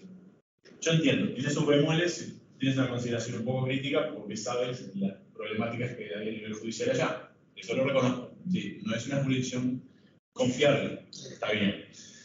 Pero si consideramos el trabajo independientemente de toda esa realidad perniciosa, yo te diría que es una buena herramienta. Como siempre, la herramienta utilizada con finalidad de atrocidad hace desastres, pero yo lo que me refiero es al instrumento de investigación, es lo que necesitaríamos. Yo digo que es importante esta referencia de Argentina. Fíjense a qué nivel de detalle llega la tipificación. No solamente la estafa, el informático y la pornografía infantil, que son algunos asuntos que ya nosotros teníamos regulados y bien, sino que también alguna serie de revelación de secretos. Es decir, hace una especie de simulación de antecedentes de las demás figuras que veíamos en el resto de las jurisdicciones. Cuando sea la recomendación de tipificación española o la recomendación de la norma americana, ¿sí? Del año 86. En materia de la tipificación también acompaña con una serie de novedades. tiene naturalmente esta sugerencia, porque toma como referencia a Budapest el asunto de la responsabilización de las personas jurídicas, pero fíjense también este problema de la responsabilidad del proveedor de servicios de Internet. Es decir, alguien que le está dando la herramienta para que el ciberdelincuente pueda cumplir con ese comportamiento delictivo. Al respecto, vamos a estudiar más adelante las posibilidades de imputación, pero es importante saber esas doctrinas sajonas que resultaron aplicables, por ejemplo, en casos como Talinka, ¿sí? Esas circunstancias en las que se suele decir existe una willful blindness, es decir, pasa que usted no me puede decir que no veía nada de esto que estaba pasando, ¿sí? Esta ignorancia intencionada no me la puede arguir como defensa. Usted, si conocía lo que estaba haciendo su cliente y en definitiva lo apoyó, porque no le puso ninguna cortapisa, y bueno, ni que hablar si después también obtenía ganancias respecto de ese comportamiento, está involucrado y es responsable también por haberle brindado quizás en nuestra jurisdicción podríamos estar en una cooperación quizás por actos indispensables para la construcción, en fin, pero lo cierto es que en Argentina se basan en este tipo de doctrinas sajonas, ¿sí? Como les comentaba.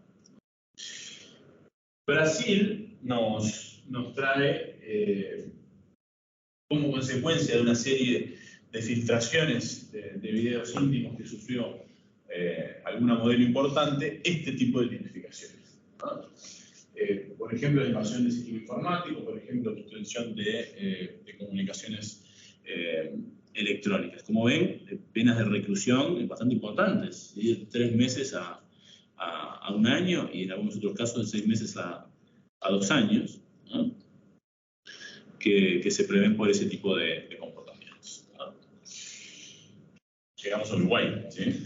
Intentando avanzar lo más rápido posible para hacer ese parangón entre Budapest y el proyecto de ley que les había prometido. Uruguay, les diría que se había movido bastante rápido al comienzo. ¿Por qué? Porque la falsificación de documento electrónico ya era delito antes de la ley 18.600. La ley 18.600 fue una especie de ratificación, que es algo que ya existía antes, que era la transmisión de un documento infiel electrónico, ya estaba tipificada, ¿no? Pero ven ustedes que presenta una serie de iniciativas de tipificación de conductas de muy nuevo cuño. Por ejemplo, esta divulgación de imágenes íntimas, que está contenida en ese artículo 92 de la Ley de Protección de la Violencia hacia la mujer por razones de género. Y también el comportamiento de grooming, ¿sí? Que tiene ese mismo origen. Es entablar comunicaciones con un menor de edad a los efectos de realizar actos de naturaleza sexual, ¿no? En lo que tiene que ver con la carencia de regulación, yo les decía, este reporte de ciberseguridad de la OEA de 2020 lo deja bien en claro, ¿no? Creo que no les puse el link ahí, pero se lo puedo mandar. Ustedes van a ver que en la serie de cuadros a modo de checklist, y entonces tenemos una cantidad de tics en materia de protección de datos, pero cuando llega la regulación de la ciberdelincuencia es como que no tenemos nada, ¿no? Está todo rojo. Y de hecho está rojo, y fíjense cómo dice, adolece de una legislación sustantiva y procesal. Bueno, no tenemos mecanismo de protección, ni a nivel de tipificación, ni a nivel de proceso, ¿no? Sin embargo, yo les diría que nuestros jueces se han afanado, se han arrancado de las pestañas tratando de hacer una interpretación extensiva válida para la persecución de muchos de estos comportamientos, ¿no? Vamos a ver, por ejemplo, algunas sentencias, una sentencia del 96 por allí, en que se terminó aplicando el artículo 300 del Código Penal, ¿no?, a un exceso ilícito de información que ha sufrido el LATU. estirando un poco las cosas para tratar de encontrar el perjuicio que requiere ese tipo penal. ¿Por qué? Porque bueno, había información sensible de las competencias de la empresa que resulta que había ingresado que estaba siendo divulgada. Bueno, pero son esfuerzos grandísimos para tratar de acometer una sanción ante realidades que no están en realidad. En definitiva, no tenemos una sistematización de todos estos comportamientos, ¿no? Vamos a ver. En las clases siguientes, nosotros vamos a encargar de dar una interpretación de todos esos comportamientos. Algunos ya los adelantamos, por ejemplo, el hacking. ¿Qué es el hackear? Bueno, el hack es un término técnico que en el siglo XX se utilizaba a nivel telefónico, ¿no? El técnico que resulta que se había trancado la centralita, no sabía cómo arreglarle y le daba un golpe seco, el hack. Golpe y se continúa andando, ¿no? Eso evolucionó, ese mecanismo, esa trampilla, para la conceptuación de aquel que con alguna especie de sapiencia se metía en el sistema informático, logrando miscuirse de manera no autorizada, ¿no? Ha evolucionado de tal manera que hoy en día tenemos un hacking ético, incluso, que puede ser un trabajo legítimo, que es manera de reconocer las vulnerabilidades de un sistema, para que la empresa que pueda ser víctima eventualmente de un ciberataque se defienda de manera más adecuada, ¿no? Pero hay otro tipo de comportamientos que implican un acceso para dañar o dañando. Eso sería el sabotaje informático. Aquellas situaciones en las que, con una serie de información que a través de phishing o de otro tipo de recursos, recopilamos maneras de identificar a una persona, y a partir de esa manera de identificar a una persona, datos sensibles o datos personales que puedan dar a conocer una identidad distinta, generamos una identidad para hacernos parecer qué somos ese otro individuo. Bueno, ese es un robo de identidad o suplantación de identidad que comentaba. Las ciberextorsiones, las falsificaciones de tarjetas magnéticas, los daños de sistemas, revelación de datos y estafa informática, ¿sí? Ese tipo de puntos son los que vamos a analizar en la clase que viene, así como también un punto en cuanto a lo terminológico, ¿sí? De qué estamos hablando cuando nos referimos a cibercriminalidad, a delito informático, y qué incidencia puede llegar a tener alguna de las formas en las que se comete el delito y cuál es el comportamiento propiamente desarrollado, ¿sí? Les decía entonces que vamos a hacer esa comparación entre lo que es Budapest y lo que es el proyecto de ley de 2021, ¿sí? El proyecto de ley uruguayo de 2021. Me imagino que alguno de ustedes puede llegar a acceder, pero si no lo tienen a mano, yo se los remito luego el link para que tengan todo el texto completo, ¿sí? Esto fue presentado el 3 de agosto de 2021, ¿sí? Y en definitiva... no vemos la presentación. No ven la presentación. Bien. Ya vamos a corregir otro detalle técnico.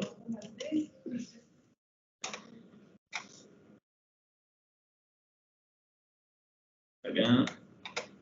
Tenía razón Mercedes con entrar y volver a salir y entrar.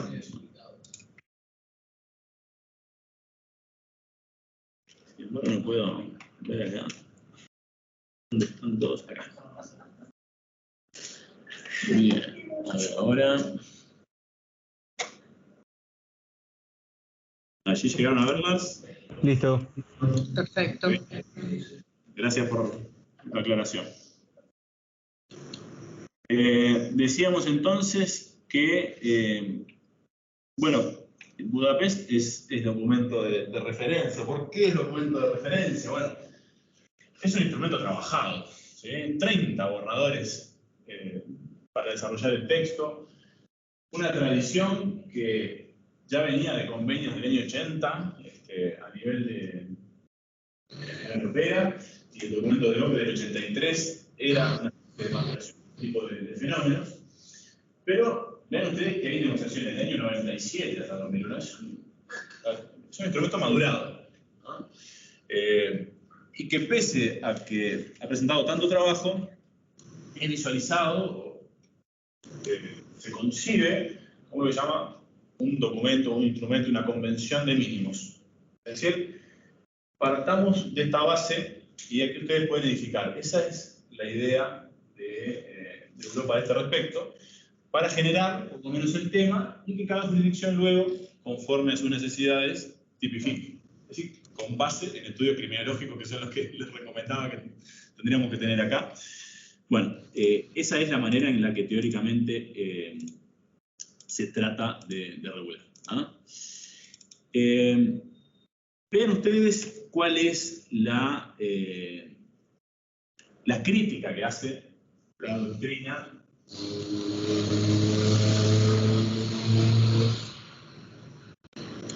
y pueden por allí silenciar en casa los micrófonos, genial, porque nos interrumpe un poquito. Les decía que una de las principales críticas en materia dogmática a este instrumento de la Convención de Budapest es la proporcionalidad. Es lo desmedido de las penas. Este es el fenómeno que comentábamos recién en materia de que, bueno, ¿cuál es la justificación a un elevado nivel de punición de alguna de las conductas? Bueno, según la doctrina, no está adecuadamente justificado. Y según la doctrina también tenemos alguna serie de problemas en materia de lo que es el cuándo castigar. Problemas de anticipación del castigo que tenemos usualmente cuando hacemos o forzamos a convivir realidades continentales con realidades sajonas. Nosotros vamos a observar siempre esa problemática, que es una de las que tenemos, por ejemplo, en la reforma de la ley de derecho de autor. Las reproducciones ilícitas de obras literarias y artísticas contienen, yo creo que son 8 verbos nucleares, y les diría que capaz que 7 son tentativas. No son una afectación que sería el ámbito de protección de la norma. ¿Qué estamos buscando ahí? Anticiparnos, porque si en lo sajón no tenemos castigados todos y cada uno de los comportamientos, entonces no podemos imputar tentativas. Bueno, genial, nosotros sí tenemos el artículo 5 acá, tranquilos. No me eleve a grado de consumación una serie de comportamientos que todavía no son consumación. Eso es alguno de los bemoles que vamos a poder observar allí, amén de lo que ocurre con la responsabilidad de las personas jurídicas y otro tanto en materia de las garantías procesales que comentábamos hoy temprano, ¿no? Ahora bien, vayamos de lleno a la consideración de los tipos penales que están dentro del proyecto, ¿sí? Antes, fíjense esto, que es lo que yo les adelantaba hoy temprano en materia del compromiso internacional, ¿no? Fíjense la conferencia del ministro de Justicia de Iberoamérica del año 2014 y fíjense la reunión REMJA de los ministros de Justicia de América del año 2016.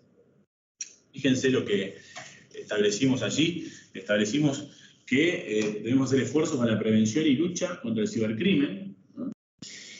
Y que tendríamos que incorporar, armonizar, en el marco de políticas criminales que cada país adopte, las legislaciones penales sustantivas, la tipificación de conductas que se identifican allí. Es decir, que ahí tenemos un primer compromiso internacional de tipificación.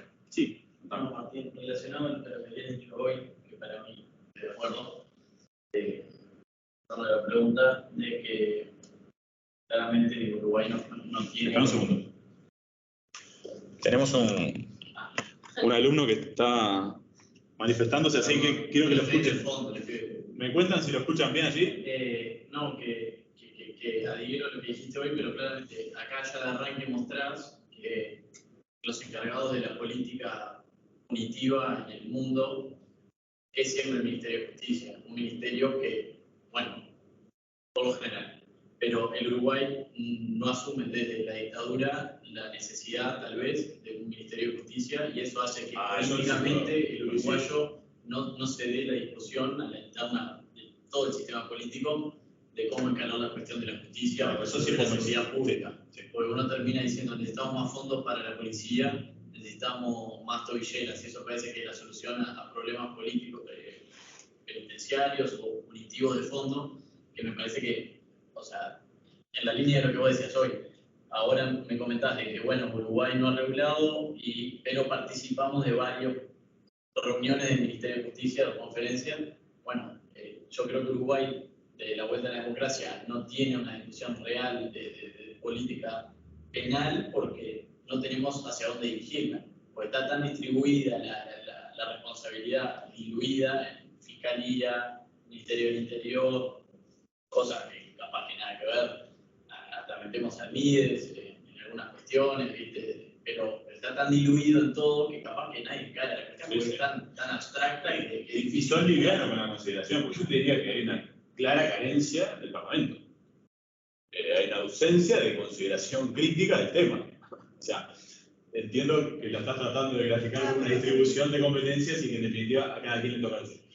Pero es un punto importantísimo del Parlamento. Pero el Ministerio de Justicia dependería del Poder Ejecutivo. Bueno, no sé por qué ¿Cómo hacemos la separación de poderes? Él tiene su plan de gobierno.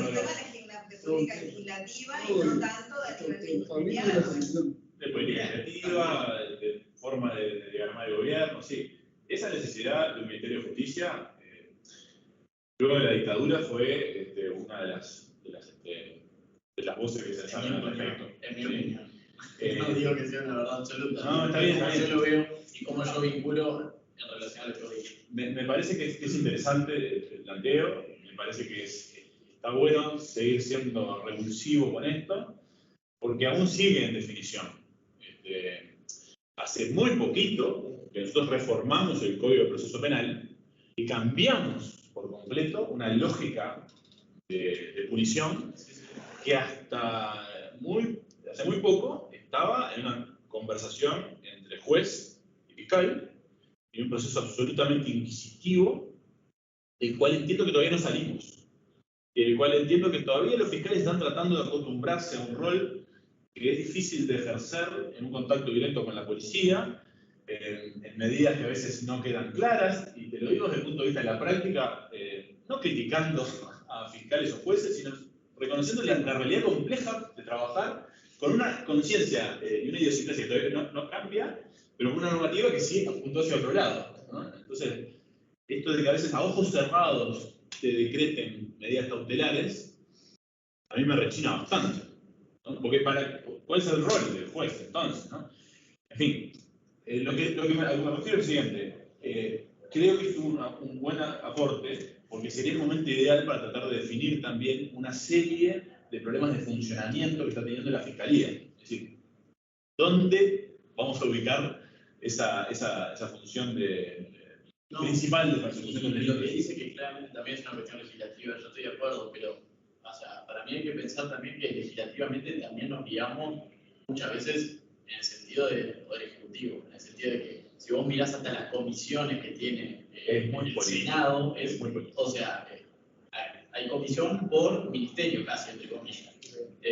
O sea, es difícil yo creo que en el Parlamento uno, o en la política en general, uno piensa y trabaja en función de ciertas responsabilidades que uno ve que puede asumir el día de mañana. Entonces, no hay legisladores que hablen de estas cosas capaz, o que se potencien estas cuestiones, porque a veces el rey, bueno, lo sabes, pero desde el punto de vista político a veces tiene un peso. Pero muchas veces desde el punto de vista técnico. Es que resulta muy frustrante, te digo, porque a mí ya me ha pasado varias veces. No, yo lo entiendo. Desde la academia, tratando de hacer un aporte técnico, que luego no es bueno, pero porque no sé qué tan redituable es a veces en lo político. No tiene.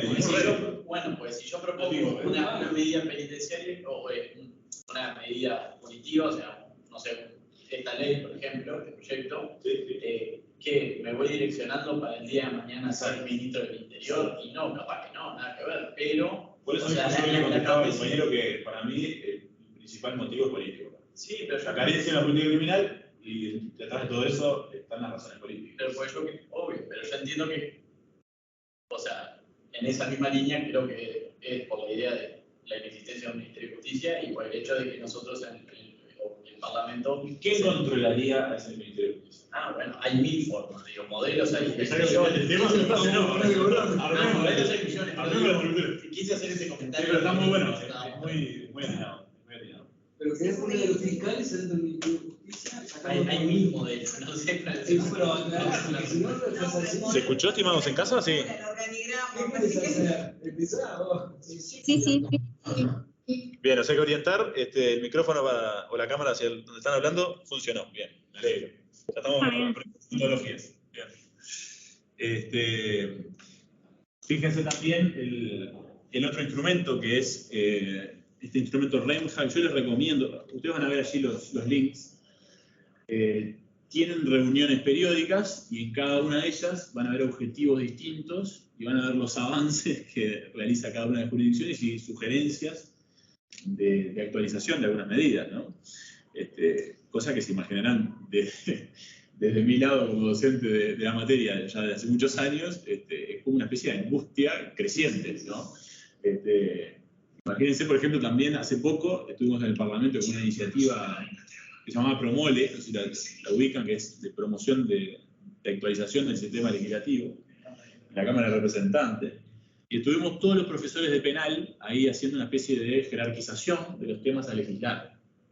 Salió primero que nada, modifiquemos el código, ya está la famosa comisión que reformó el código, todo el mundo estaba de acuerdo en decir, vamos para adelante con eso.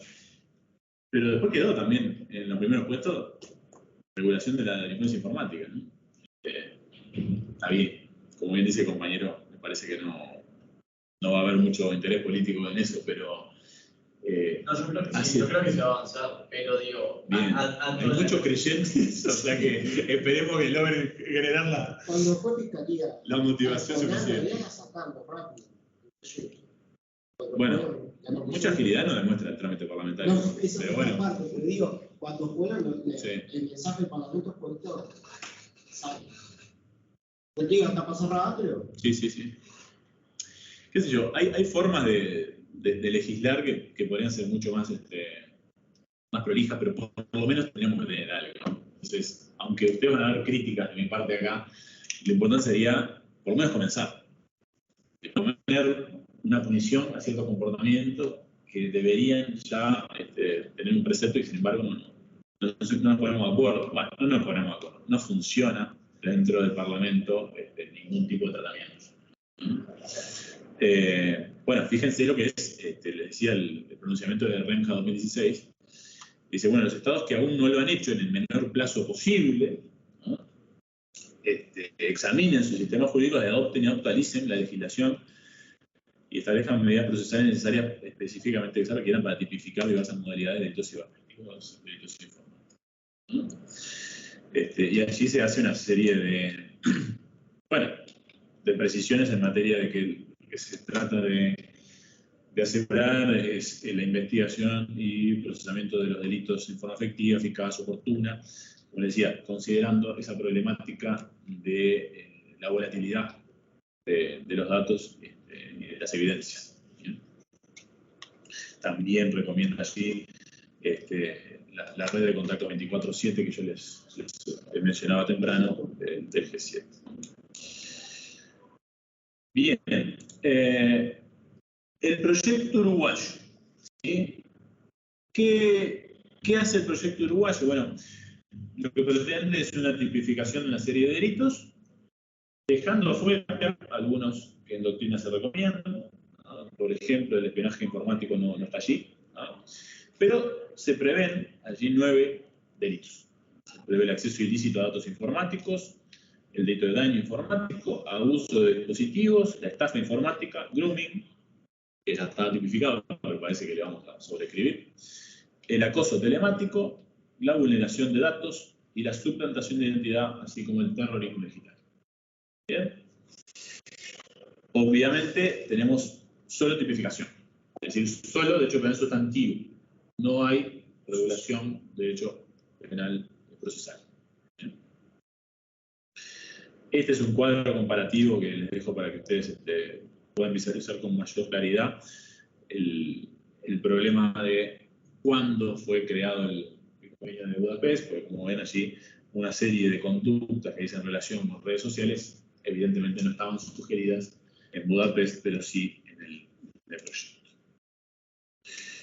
Bien, primera parte entonces, ¿qué hace Budapest? Sugiere la tipificación del acceso doloso y sin autorización. ¿En casa están viendo bien las diapositivas? No, ahora no. Ah, bueno. No. A ver ahora. No. Qué raro. ¿Ahora sí? Sí. Ahora sí. Ahora sí. Bien, perfecto. Continuamos en cristianos. Que la primera figura que tenemos que analizar es el acceso ilícito. ¿Sí? ¿Qué sugiere Budapest? Tipificar el acceso doloso y sin autorización a todo o parte de un sistema informático, que es lo que establece este tipo penal de acceso ilícito. Bueno, sugiere introducir al Código Penal un artículo 297, inciso segundo, que se denomina iuris acceso ilícito a datos informáticos. El castigo al que mediante medios informáticos o telemáticos con la intención de informarse sobre ese contenido o vulnerar la intimidad de otro, acceda o se apodere o interceptar en mensajes de correo electrónico, documentos, archivos o cualquier otro dato disponible en el soporte digital, utilice artificios técnicos para la transmisión, grabación o reproducción del sonido o de imagen o cualquier otra señal de comunicación que haya un castigo de 6 meses de prisión a 4 años de penitenciaría.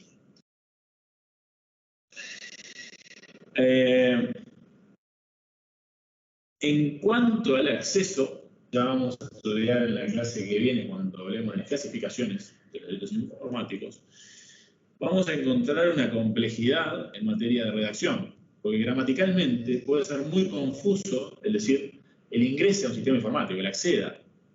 ¿Por qué? Porque un comportamiento que no tiene ningún tipo de ilicitud lo podemos estar tipificando sin darnos cuenta que legislamos mal. Por ejemplo, el acceso no autorizado a una cuenta de Instagram, por ejemplo, que está abierta. Resulta que yo accedo y no estoy autorizado por el titular. ¿Bien? ¿Qué nos falta ahí? Bueno, hay un tipo de dolo diverso que tenemos que especificar. Es decir, el precepto tiene que avanzar al respecto y ser mucho más preciso. De lo contrario, ese tipo no es lo suficientemente cerrado ni adecuado y la redacción es equivocada. Por eso es que resulta ser positivo este agregado con la intención de informarse sobre el contenido y vulnerar la intimidad de otro. Ese acceso. Claro, bueno, ahí la problemática va a estar en determinar la intencionalidad de ese comportamiento, ¿no?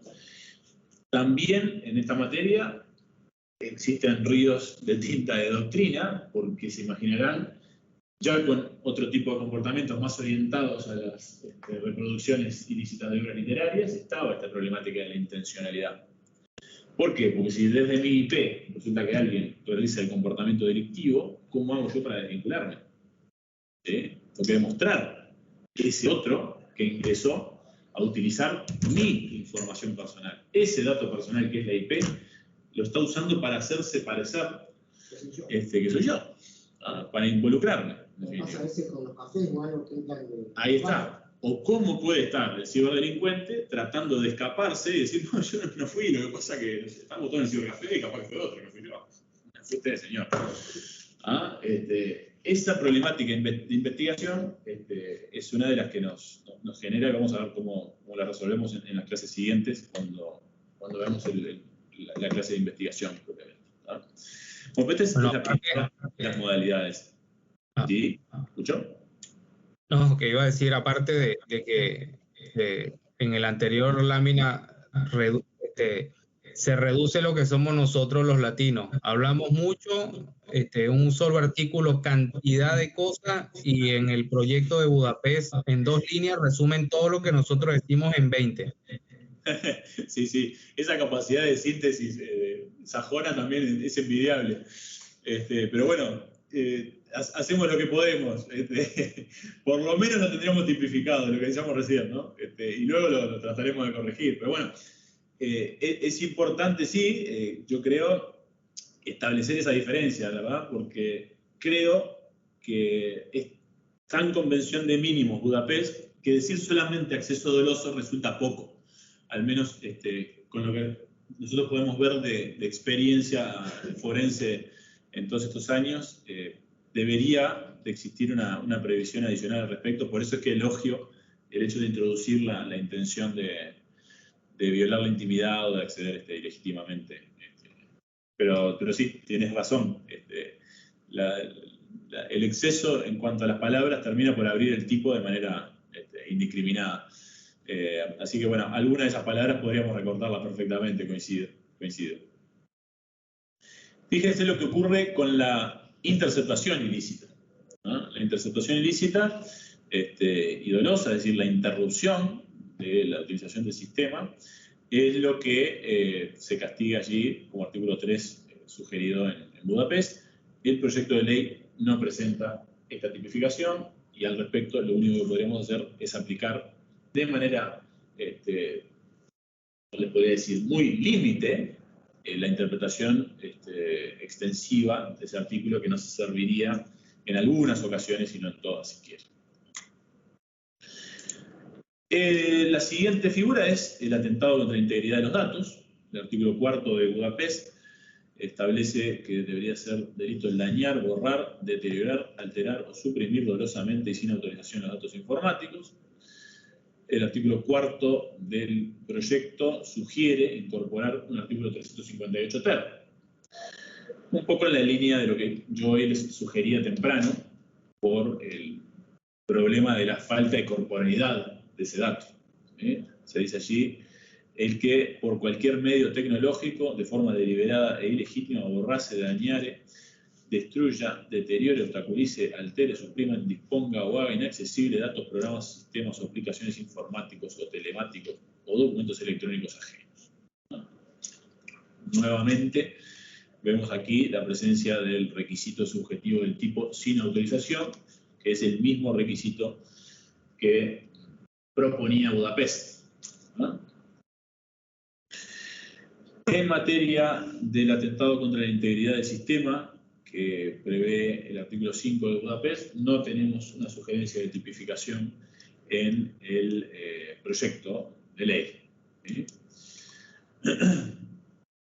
En materia del abuso de equipos e instrumentos técnicos, nosotros tenemos el artículo 6 de Budapest, que habla de la producción, venta, obtención para utilización, importación, difusión u otras o puestas a disposición de qué cosas, dispositivos, incluidos programas informáticos, concebidos o adaptados para permitir la comisión de algunas de las infracciones de los artículos 2 a 5 del convenio. Y también de palabras, contraseñas, códigos de acceso o de datos similares que permitan acceder a un sistema con la intención de utilizarlos de manera fraudulenta, ¿no? También el castigo de la posesión de algunos de esos elementos antes descritos. El proyecto, en el artículo 9, propone que se castigue el abuso de dispositivos de esta manera. Dice, la producción, adquisición, importación, comercialización o facilitación de programas o sistemas, credenciales o contraseñas de acceso a datos o sistemas informáticos destinados inequívocamente a la comisión del delito, ¿no? Naturalmente que tenemos alguna serie de diferencias con lo que es la redacción, ahora las vamos a ver en las últimas diapositivas, si llegamos. Quiero irles presentando todas las normativas, ¿no? La falsedad informática está prevista dentro del artículo 7 de Budapest. El proyecto no lo propone, imagino que considerando que ya es delito conforme a la ley 18.600. La estafa informática, prevista en el artículo 8 del proyecto, está agregado dentro del Código Penal allí en el proyecto, se lo incorpora como una segunda parte del 347 y se propone regular de esta manera. Se dice: el que en abuso de sistemas informáticos, tenencia de programas, otros mecanismos informáticos idóneos, indujere en error a alguna persona para procurarse a sí mismo o a un tercero un provecho injusto, cometiendo alguna de las siguientes conductas, y allí están tenencia de programas aplicativos, sistemas informáticos o cualquier otro medio, mecanismo físico o virtual tendiente a obtener datos relativos a cuentas bancarias, tarjetas de crédito o cualquier medio de pago, en perjuicio propio o ajeno. Efectuar manipulaciones informáticas o artificios afines que impliquen realización de operaciones financieras, transferencias o pagos no consentidos de cualquier activo patrimonial en perjuicio de otro, y el uso de tarjetas, cheques, códigos o cualquier medio de pago idóneo o los datos vinculados a los mismos para realizar transacciones, pagos o operaciones no consentidas en perjuicio del titular o terceros.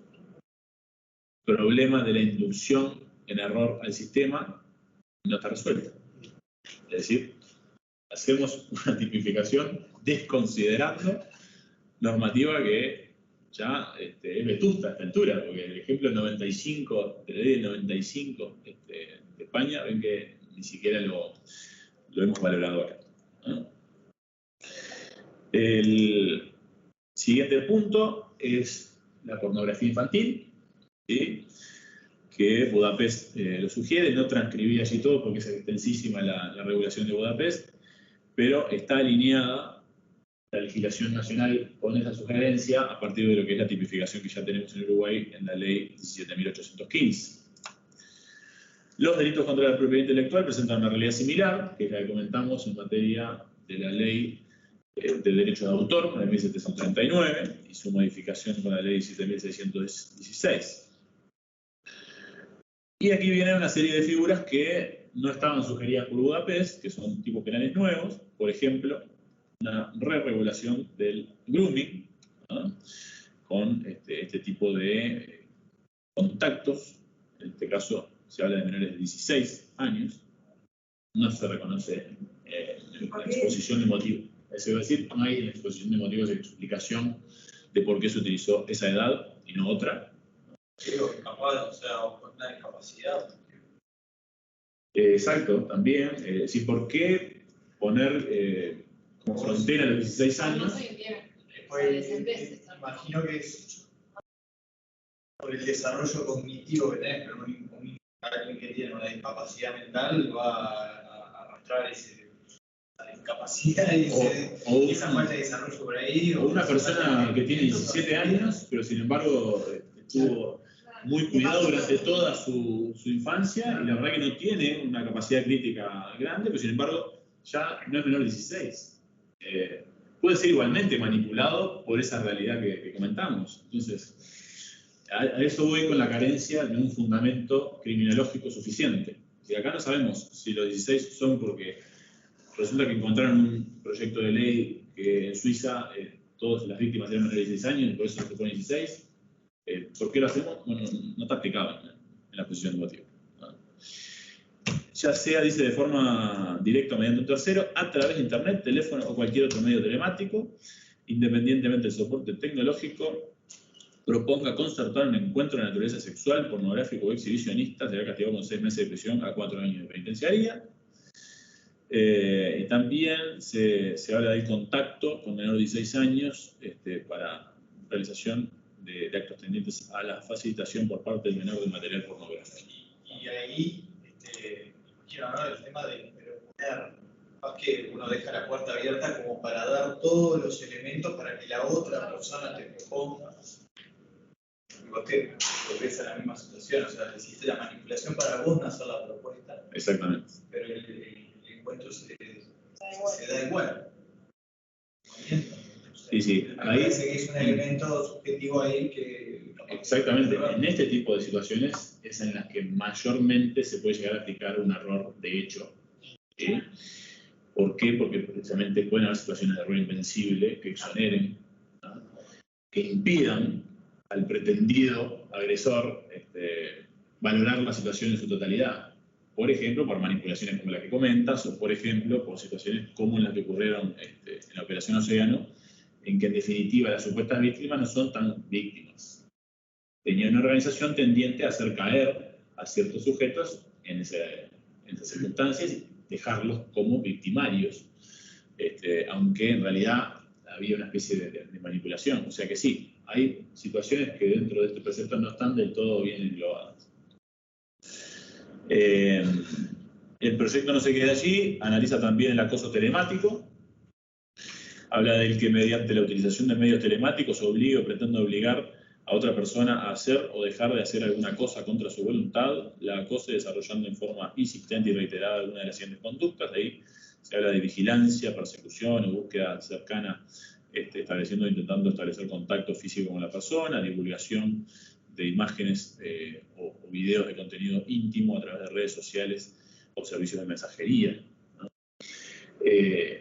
Este tipo de comportamientos es uno de los que, bueno, yo mencionaba como ejemplo hace poco cuando hacía algunos comentarios respecto del ciberbullying. Es decir, es más que necesaria la tipificación, ¿no? Quizás no es la más adecuada de todas, pero sí es necesaria. ¿Por qué? Porque nos quedan cortas algunas figuras típicas pensadas en el año 34, por ejemplo, la violencia del 288, las amenazas, o algún otro tipo de circunstancias que, si bien presentan una regulación más moderna, no han valorado las nuevas tecnologías, como puede ser la difamación e injurias.